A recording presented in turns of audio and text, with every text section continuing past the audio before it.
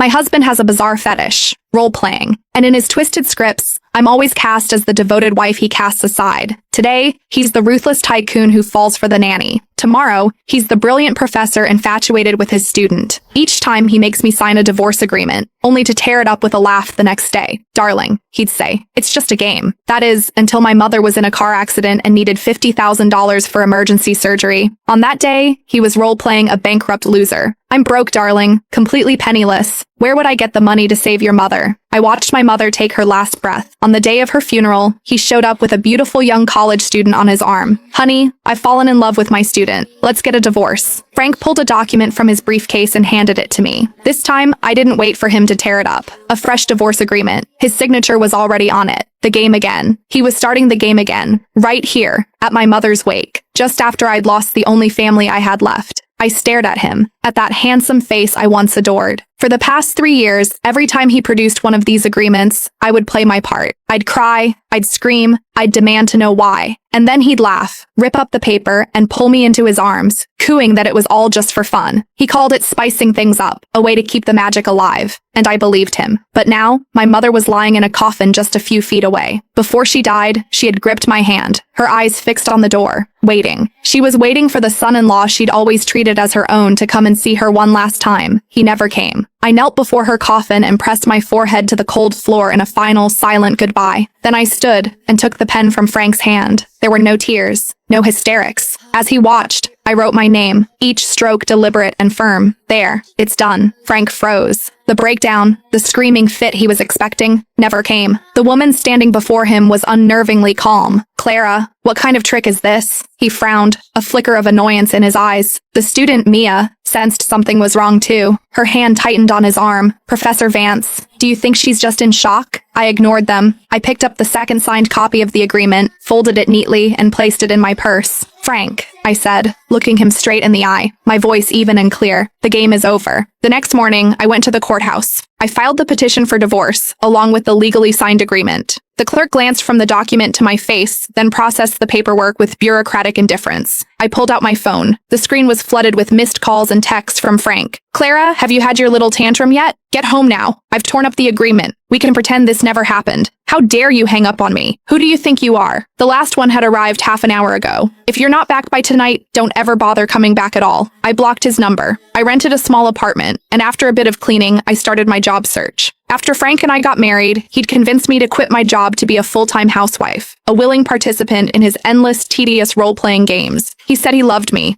to his very core, and that's why he wanted to experience the thrill of falling in love with me over and over again in different scenarios. He insisted the cruel, heartless men who cast their wives aside in his games weren't the real him. It was just acting. How ridiculous that sounds now. Maybe he was never acting at all. Maybe those cold, selfish, cruel masks were his true face. The court summons reached Frank quickly. I was in the middle of a job interview when his call came through. Clara, are you out of your goddamn mind? You actually took me to court? I calmly walked to the end of the hallway. Frank, we both signed the divorce agreement. The legal filing is just a formality to speed things up. Formality? Let me tell you something. This divorce is not happening. Frank, my mother is dead, I said, cutting him off. There was a brief silence on the other end. I know, he said, his voice turning cold, but that was her fate. You can't take your anger out on me. A game is a game, and reality is reality. Can't you even tell the difference? You're the one who can't tell the difference anymore. I hung up and went back to my interview. It was for a clerical position at a small firm. The pay wasn't great, but it was enough to support myself. The interview went well, and they told me I could start on Monday. That evening, when I returned to my apartment, I found 2 people waiting at my door, Frank and Mia. Frank's face was a thundercloud. Mia just looked smug, as if she were here to watch a show. Well, Clara, you've certainly grown a spine. Daring to play games with me for real? Frank stepped forward, blocking my path. There are no more games to be played between us, real or fake, I said, trying to step around him to unlock my door. He grabbed my wrist, his grip like steel. Come home, come back with me, and I can forget any of this ever happened. Let go of me. My voice was ice. Clara, don't push your luck. Mia fanned the flames from the side. Professor, she's just doing this for attention. It's a classic move. Don't fall for it. Frank started to drag me away. Frank, if you don't let go right now, I'm going to scream. Go ahead. Scream. Let's see who dares to get involved in a husband and wife's private business. He roared. A few neighbors peeked out of their doors at the commotion, but seeing Frank's furious expression, they quickly retreated. I lifted my free hand, and with all the strength I could muster, I slapped him across the face. The The sharp crack echoed in the hallway. Everyone froze, including Frank. He touched his cheek, his eyes wide with disbelief. You hit me? A furious fire ignited in Frank's eyes. He raised his hand as if to strike back, but at the last second, he stopped himself. He stared at me, his gaze so intense it felt like he wanted to devour me whole. Clara, you've got guts. Real guts. He released my arm, forcing the words through gritted teeth. You will regret this. With that, he grabbed Mia's hand and stormed away. Watching them disappear down the stairs, I finally noticed my hands were shaking. Not from fear, but from rage. I went inside the empty apartment and shut the door, sliding down against it until I was sitting on the floor. There was no trace of Frank here, yet I still felt like I was suffocating. His so-called games had left a deeper scar on me than I had ever realized. The next afternoon, I got a call from the bank. Our joint account had been frozen. It held all our savings, though, of course, most of it was money Frank had earned. I had expected this, so I wasn't panicked. I still had a little money my mother had left me. If I was careful, it would be enough to last until my first paycheck. On Wednesday, while I was still getting the hang of my new job, a gaudily dressed woman burst into the office and pointed a finger right at my face. Clara Vance, you shameless homewrecker, how dare you seduce my husband? I stared at her, completely stunned, as every one of my new colleagues turned to gawk. Ma'am, I think you must have the wrong person, my supervisor said, stepping forward. No, it's her. The woman brandished a photograph. It was a picture of me with a man. He was an old friend from college I hadn't seen or spoken to in years. I had no idea where she got it. Everyone look! This is the woman who destroyed my family. My husband is divorcing me because of her, she shrieked, collapsing into a heap on the floor, wailing and tearing at her hair. The office descended into chaos. I was trapped, unable to defend myself against the baseless accusations. I knew, with a sickening certainty, that this was Frank's handiwork. He was trying to ruin my reputation, to leave me with nowhere to turn. My supervisor called me into her office. Her face was grim. Clara, while I want to believe you, the company has to consider its image. Why don't you take a few days off to sort things out? It was their polite way of firing me. My phone rang. It was Frank. How does it feel? He asked, a smug smile in his voice. I told you you'd regret this, Clara. You're a despicable bastard, Frank. Despicable? I learned from the best. He chuckled. I'm giving you one last chance. Come back, beg me, and I might consider forgiving you. In your dreams. I hung up. I would not beg him. Never. I walked in the rain for what felt like hours, until I was soaked to the bone. When I finally made it back to my apartment building, a cloying cloud of perfume assaulted me in the hallway. Mia was standing at my door, leaning against the frame as if she owned the place, a contemptuous smirk on her face. What do you want? I asked coldly. Just came to see you, she purred,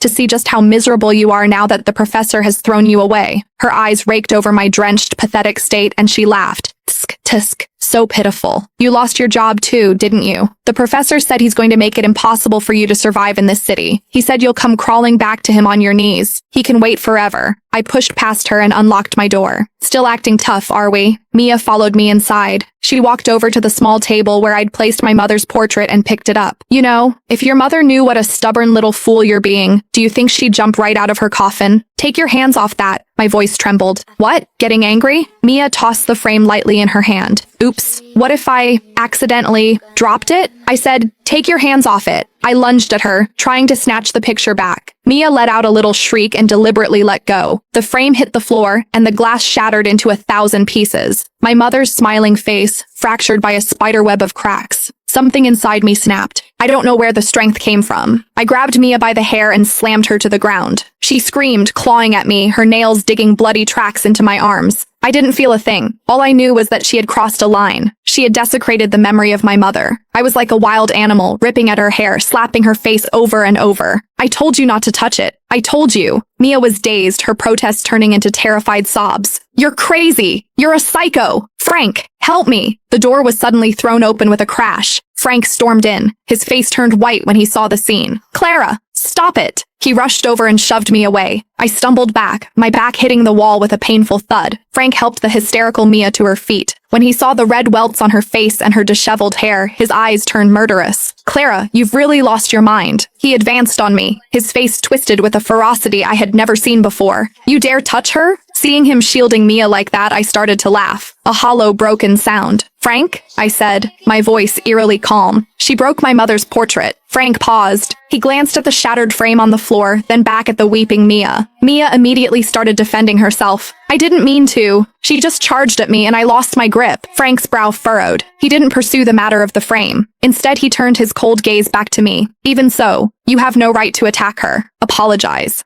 Apologize? He wanted me to apologize to the woman who had insulted my dead mother. I said, apologize, Frank repeated, his tone leaving no room for argument. And if I don't? I stared right back at him. Then I'll have to find another way to make you. He pulled his phone from his pocket and dialed a number. Hello, Captain Miller? I have a situation here. Yes, at a friend's apartment. I've discovered some illicit substances. He was going to frame me. Frank, you're shameless. You forced my hand, he said, ending the call. He looked at me, his eyes cold and hard. The police will be here any minute, Clara. When they find the drugs, red-handed, what do you think will happen to you? Mia had stopped crying. She was now looking at me with a triumphant smirk. You can't win against the professor, Clara. If you get on your knees right now and beg him, maybe, just maybe, he'll have a change of heart and let you off the hook. A chill washed over me. I looked at Frank's familiar face, now a complete stranger to me. This was the man I had loved for 3 years. For another woman, for his sick and twisted games, he was willing to personally shove me into hell. Faintly from outside, I could hear the sound of sirens approaching. A victorious smile touched Frank's lips. Time's running out, Clara. What's it going to be?